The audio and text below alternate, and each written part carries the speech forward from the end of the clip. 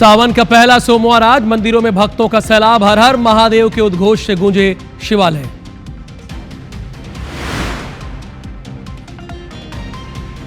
आज से छत्तीसगढ़ विधानसभा का मॉनसून सत्र। सत्ता पक्ष और विपक्ष से लगे कुल 996 सवाल। स्थगन प्रस्ताव पर रणनीति बनाएगी विपक्ष। दुबई में सीएम डॉक्टर मोहन यादव की कूटनीतिक पहल। अरब संसद अध्यक्ष से की मुलाकात। मोहम्मद यामाही को दिया मध्य प्रदेश आने का न्योता। सूरजपुर में फिर सामने आया हिट एंड रन का मामला। अज्ञात वाहन ने स्कूटी सवार को मारी टक्कर। एक की मौत, एक घायल। इंदौर में शराब दुकान में नाराज लोगों को किया हमला। दुकान में लोगों ने बरसाए पत्थर। शराब विक्रेताओं ने भागकर बचाई अपनी जान। 25 पर केस दर्ज। सतना में बोरवेल में गिरी 2 बहनें। 7 घंटे तक चला रेस्क्यू ऑपरेशन। दोनों की दर्दनाक मौत। रविवार शाम हुआ था हादसा। अंबिकापुर में बैरिकेड से टकराई कार। हादसे में 4 लोग घायल। घटना का सीसीटीवी फुटेज आया सामने। अंतरिक्ष से शुभांशु शुक्ला की विदाई। अनडॉकिंग से पहले बोले, भारत सारे जहां से अच्छा। आज धरती पर होगी शुभांशु की वापसी। भारत इंग्लैंड के बीच टेस्ट मैच हुआ रोमांचक। आकाशदीप के विकेट के साथ खत्म हुआ चौथे दिन का खेल। भारत का स्कोर 158 पर गिरे हैं विकेट 4। जीत के लिए चाहिए 135 रन।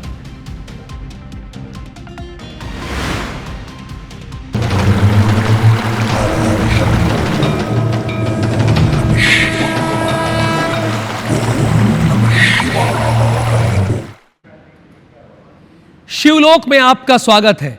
आज सावन का पहला सोमवार है। एक ऐसा पावन दिन जो न सिर्फ पूजा पाठ तक सीमित है, बल्कि भारत की संस्कृति, प्रकृति और जन जन से गहराई से जुड़ा हुआ है। श्रावण मास के सोमवार न सिर्फ धार्मिक दृष्टि से, बल्कि सामाजिक और पर्यावरण दृष्टि से भी अत्यंत महत्वपूर्ण माने जाते हैं। ये दिन भगवान शिव की आराधना को समर्पित है। इसलिए आप भी मेरे साथ बोलिए, ओम नमः शिवाय, ओम नमो भगवते रुद्राय, ओम पार्वती पतये नमः, ओम ह्रीं ग्रौं नमः शिवाय।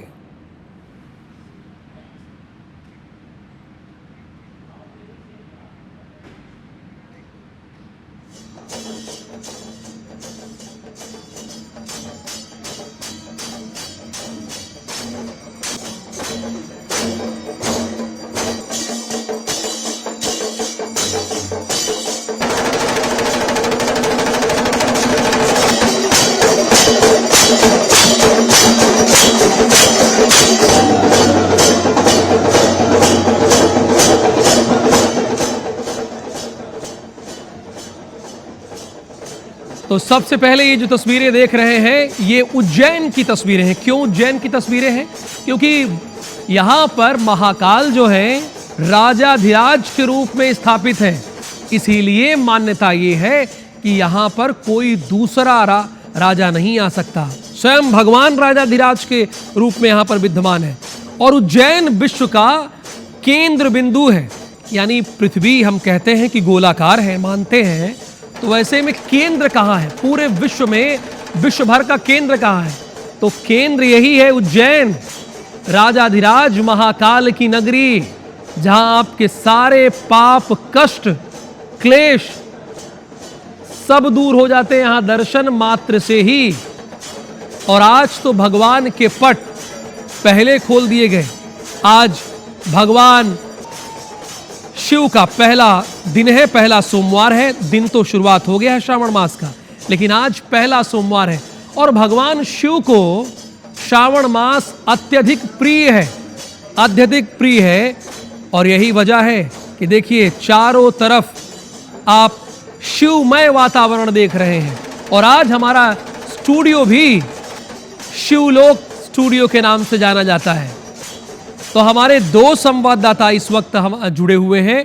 एक तो जहां भगवान भोलेनाथ महाकाल राजाधिराज के रूप में विद्यमान है, यानी उज्जैन जो पृथ्वी का केंद्र है, वहां से इंद्रेश सूर्यवंशी देंगे, चूंकि 12 ज्योतिर्लिंगों में से एक ज्योतिर्लिंग भी है। और मध्य प्रदेश की राजधानी भोपाल से साक्षी त्रिपाठी मौजूद हैं, उनसे भी जानेंगे वो किस मंदिर में है और वहां के मंदिर की महिमा क्या है।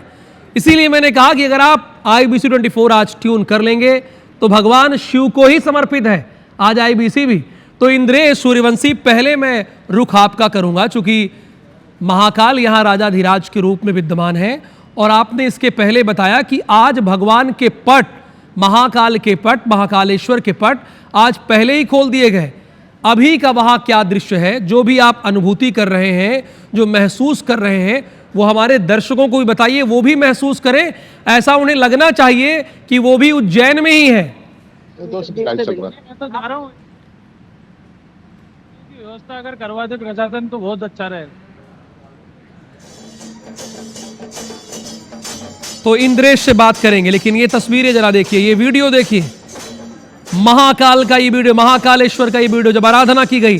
आज भगवान का श्रृंगार सावन के पहले सोमवार में कुछ इस तरह से किया गया है, आप देख सकते हैं। ये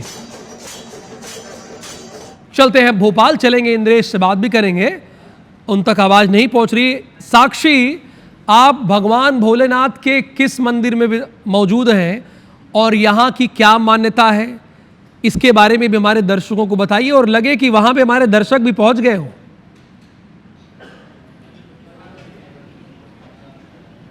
जी बिल्कुल, देखिए राहुल, ओम पार्वती पते हर हर महादेव के नारों से इस वक्त ये जो शिवालय है वो गूंज उठा है और इस वक्त हम राजधानी भोपाल के बेहद ही प्राचीन मंदिर में मौजूद हैं, जिन्हें बड़ वाले महादेव का मंदिर कहा जाता है। और ये मंदिर जो है अपने आप में बेहद खास है, क्योंकि यहाँ पर जो महादेव हैं वो स्वयंभू हैं।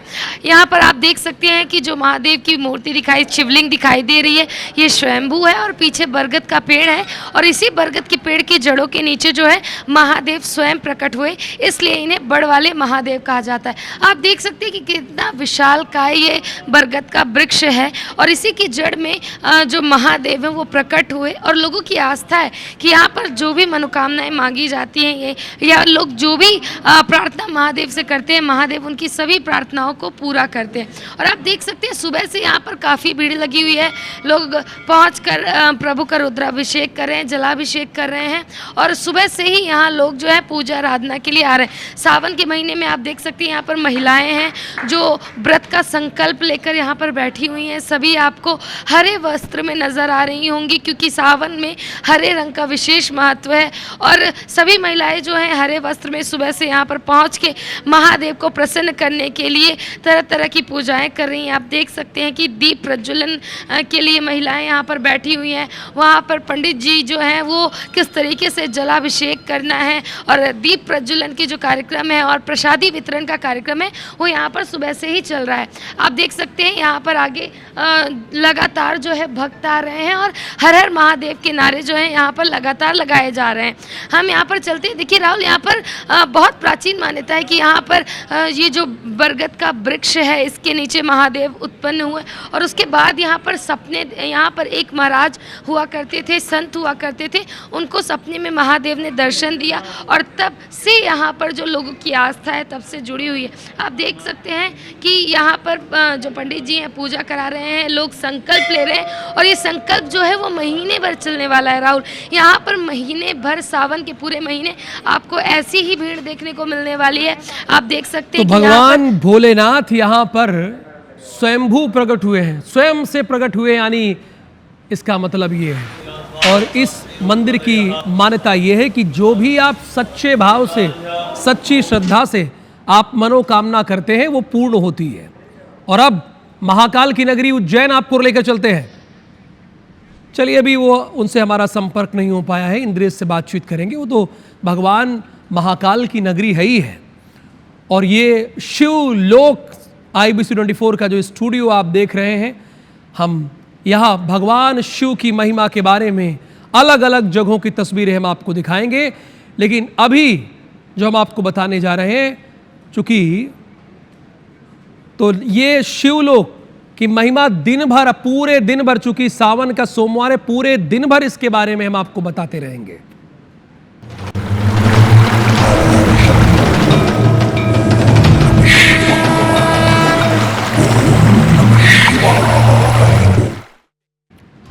मध्य प्रदेश में भारी बारिश का दौर जारी है, यानी कुछ और खबरों की तरफ मैं बढ़ गया हूं। प्रदेश के पूर्वी हिस्सों में झमाझम बारिश हो रही है। कई जिलों में भारी बारिश की वजह से बाढ़ जैसे हालात हैं। हम आपको कुछ तस्वीरें दिखाते हैं। शुरुआत करते हैं दतिया की। दतिया में इन दिनों निरंतर बारिश का दौर जारी है। जिले के बांधों से पानी छोड़ा जा रहा है, जिससे नदियों का जलस्तर बढ़ गया है। झांसी के आसपास हुई तेज बारिश के बाद पाहुज नदी उफान पर है। प्रशासन ने झांसी जाने के लिए उन्नाव मार्ग से न जाने की चेतावनी दी है। कहा गया है कि उन्नाव मार्ग से मत जाइए आप लोग। अब आते हैं मुरैना। इसके बाद मुरैना जिले के सबलगढ़ क्षेत्र में झमाझम बारिश के बाद शहर पानी पानी हो गया है। शहर की मुख्य सड़कें जलमग्न है, लोगों का आवागमन ठप है। खार नाले के पुल पर 2 फीट से अधिक पानी है, फिर भी वाहन चालक लापरवाही बरत रहे हैं, जिससे हादसे का खतरा लगातार बना हुआ है। अब आगे बढ़ेंगे, निवाड़ी आपको लेके चलेंगे। निवाड़ी जिले की तस्वीरें दिखाएंगे मुरैना के बाद। स्क्रीन पर आपके प्ले होगी निवाड़ी जिले की तस्वीरें। ये आ गई। यहाँ 24 घंटे से ज़्यादा हो गए बारिश होते हुए। बारिश के कारण ओरछा से निकलने वाली बेतवा और जमनी नदी उफान पर है। बेतवा और जमनी नदी पर बने पुराने पुल पर करीब 4 से 5 फीट तक पानी ऊपर से बह रहा है, जिसकी तस्वीरें भी आप देख सकते हैं। निवाड़ी के बेतवा और जामनी नदी का जलस्तर बढ़ा है, जिससे लोगों को दिक्कतें हो रही है। देखिए तस्वीरें हम आपको दिखा रहे हैं, पुल के ऊपर से पानी बह रहा है। ये बेतवा और जामनी नदी की तस्वीरें हैं, जहां का जलस्तर अब बढ़ गया है। अब देखिए ये पुल देखिए, बस बामुश्किल कुछ ही फीट बचा हुआ है। देखिए बाढ़ का क्या स्थिति है मध्य प्रदेश में, पूरे मध्य प्रदेश में, वो आप साफ तौर पर देख सकते हैं। ये देखिए, अब मुरैना की तस्वीरें जरा आपको हम दिखाते हैं स्क्रीन पर। ये मुरैना, झमाझम बारिश से सबलगढ़ की सड़कें पूरी तरह से जलमग्न हो गई हैं, वो आप देख ही रहे हैं। ये कभी सड़क हुआ करती थी, लेकिन अभी तो ये नदी और नाला ही आपको दिखाई दे रहा है, पानी ही पानी दिखाई दे रहा है। अब आते हैं दतिया। दतिया की तस्वीरें आपको दिखाते हैं। दतिया की तस्वीरें आपकी स्क्रीन पर ये रही, ये आ गई। पाहुज नदी उफान पर है। झांसी का जो मार्ग है, दतिया से झांसी की दूरी बामुश्किल 30 से 35 किलोमीटर की है, उसे बंद कर दिया गया है, चूंकि आवागमन ठप कर दिया गया है। वो खतरे से खाली नहीं है अगर वहां पर आप जाते हैं। लेकिन देखिए यहाँ पे लोग बाढ़ का आनंद भी ले रहे हैं। और एक और भी इस बीच एक बड़ी खबर आ गई है आपकी स्क्रीन पर। एक बड़ी खबर है, तेज आंधी से 14 मकान मुरैना में ढह गए हैं।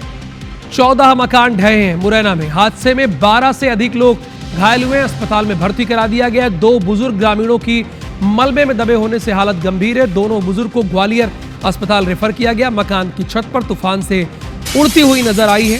प्रशासन के अधिकारियों को सूचना देने के बाद भी नहीं मौके पर पहुंचे। गांव में न तो आपदा प्रबंधन की तैयारी है और ना ही कोई मदद के लिए टीम पहुंची है। देखिए ये यहाँ पर आप देख सकते हैं कि आंधी के बाद किस तरह से तबाही मची हुई। 14 मकान ढह गए, एक एक करके हम आपको दिखा रहे हैं। लेकिन सबसे बड़ी हैरानी की बात यह है कि यहाँ पर आपदा प्रबंधन की तैयारी नहीं देखने को मिली है। गांव में ना तो कोई आपदा प्रबंधन की तैयारी है और ना ही कोई मदद टीम पहुंची। सत्येंद्र सिंह तोमर, आंधी तूफान यहाँ पर आया हुआ है, 14 मकान ढह गए हैं। सबसे बड़ा सवाल ये है कि आपदा प्रबंधन की यहाँ पे कोई टीम क्यों नहीं पहुंची? अभी क्या पहुंची या नहीं पहुंची? देखिए बिल्कुल लगातार जिस तरीके से देखा जाए, आपदा प्रबंधन की जो बैठकें हैं वो लगातार शुरू हो जाता है। गर्मियों से ही आपका सीजन आता है, लेकिन ना कहीं ग्राम पंचायत स्तर और जनपद स्तर पर भी इसकी बैठकें की जाती हैं, अधिकारियों को ट्रेनिंग दी जाती है, लेकिन कहीं ना कहीं इस पूरे मामले में आपदा प्रबंधन की कोई भी टीम नहीं पहुंची थी। और देखा जाए तो जिस तरीके से ग्रामीणों ने ही रेस्क्यू किया था, जो मकान ढह गए थे, और उसके अलावा जो घायल दबे हुए थे मलबे के, उसमें उनको भी निकाला गया और सभी को पहले अस्पताल नूराबाद लाया गया, जहां पर कुछ लोगों को मुरैना अस्पताल रेफर कर दिया गया। और 2 बुजुर्ग महिला और पुरुष की हालत गंभीर थी, उनको तत्काल प्रभाव से ग्वालियर के लिए रेफर किया गया, जहां पर उनका उपचार बताया जा रहा है। वो ग्रामीणों का कहना है कि प्रशासन के अधिकारियों को सूचना तो दे दी गई थी, लेकिन सूचना के बाद भी नहीं मौके पर पहुंचे, तो इसका क्या कारण है ये तो अधिकारी बता सकते हैं। लेकिन फिलहाल देखा जाए तो हालांकि गांव में जो स्थिति है वो स्थिर कर दी गई है। ग्रामीणों के सहयोग से रेस्क्यू कर सभी जो मलबे में दबे थे उनको और जो घायल थे उनको सभी को उपचार के लिए भेजा गया है। जी धन्यवाद सत्येंद्र सिंह तोमर इस पूरी इंफॉर्मेशन के लिए आपका। खबर इंदौर से है। शराब दुकान पर आक्रोशित लोगों ने हमला बोल दिया है। दुकान में लोगों ने पत्थर बरसाए हैं। शराब विक्रेताओं ने यानी शराब के दुकानदार ने भागकर अपनी जान बचाई है। पुलिस के सामने लोगों ने दुकान में तोड़फोड़ की है। लंबे समय से शराब दुकान को बंद करने की लोग मांग कर रहे थे। आरोपियों की पहचान में पुलिस जुटी है कि ये कौन लोग हैं। उनकी पहचान में जुटी हुई है। बाणगंगा थाना क्षेत्र के नंदबाग का मामला है। पहली बात तो ये लोग आक्रोशित है, वो तो आप देख ही रहे हैं। ये इस ग्रामीण क्यों इस बात का विरोध कर रहे हैं, लोग क्यों विरोध कर रहे हैं अंशुल यहाँ पर इस शराब दुकान का? क्या ये किसी मंदिर के बगल या विद्यालय के बगल या किसी गांव या किसी इलाके, क्यों इसका विरोध हो रहा है? बिल्कुल राहुल, आपको बता दूं कि नंदबाग स्थित ये शराब दुकान जहां पर स्थित है वहां के रहवासियों का इस वक्त शराब दुकान को लेकर के विरोध किया जा रहा है और पिछले कई महीनों से रहवासी जो हैं ये इस दुकान को लेकर के शिकायत कर रहे थे। उनका कहना था कि शराब दुकान यहाँ होने से लगातार नशेड़ियों का जमावड़ा यहाँ पर लगा रहता है, जिससे कि आने जाने में उन्हें कई प्रकार की तकलीफों का सामना करना पड़ता है। और जब इनकी सुनवाई नहीं हुई तो लोगों ने अपना गुस्सा जो है शराब दुकान पर निकाला। बड़ी संख्या में लोग जो है वो हाथों में पत्थर और लाठी लेकर के एकजुट होकर के शराब दुकान पर पहुंचे और यहाँ पर तोड़फोड़ करने लग गए। हालांकि किसी भी प्रकार की तोड़फोड़ को जो है वो पुलिस के द्वारा बताया गया है कि ये गलत है, क्योंकि शराब दुकान को लेकर के पुलिस की तरफ से जिला प्रशासन को भी ये बोला गया था कि यहाँ पर रहवासी विरोध कर रहे हैं, इसलिए शराब दुकान को किसी दूसरी जगह शिफ्ट कर दिया जाना चाहिए। लेकिन जिस तरह से वहां पर लोगों ने तोड़फोड़ की उसका वीडियो जब सोशल मीडिया पर वायरल हुआ, यानी तो शराब की दुकान को किसी दूसरी जगह शिफ्ट करने की मांग पर ये लोग अड़े हुए हैं। Thank you so much. Satna से खबर है, बोरवेल के गड्ढे में 2 लड़कियों के गिरने से जुड़ी हुई ये खबर है। 2 लड़कियां गिरी है।